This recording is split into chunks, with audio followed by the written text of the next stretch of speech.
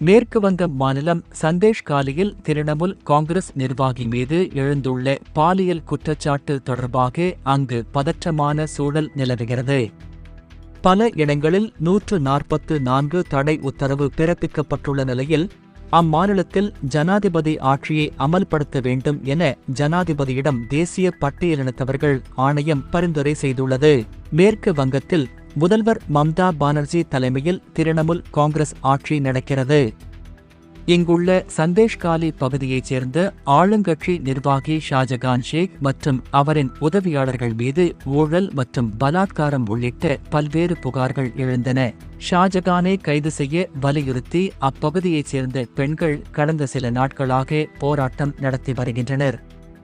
அவர்களுக்கு ஆதரவாக அரசியல் கட்சியினர் மற்றும் பெண்கள் அமைப்பினர் போராட்டத்தில் குதித்துள்ளனர். இதையடுத்து ஏற்பட்ட பதற்றத்தால் சந்தேஷ்காலி மற்றும் சுற்றியுள்ள பகுதிகளில் ஏராளமான போலீசார் குவிக்கப்பட்டனர். அசம்பாவிதங்களை தவிர்க்கும் விதமாக சந்தேஷ்காலி உட்பட 7 கிராம பஞ்சாயத்துகளில் வரும் 19ஆம் தேதி வரை 144 தடை உத்தரவு பிறப்பிக்கப்பட்டுள்ளது. இந்த நிலையில் மேற்கு வங்கத்தில் ஜனாதிபதி ஆட்சியை அமல்படுத்த கோரி ஜனாதிபதியிடம் தேசிய பட்டியலினத்தவர்கள் ஆணைய தலைவர் அருண் ஹல்தர் அறிக்கை தாக்கல் செய்துள்ளார்.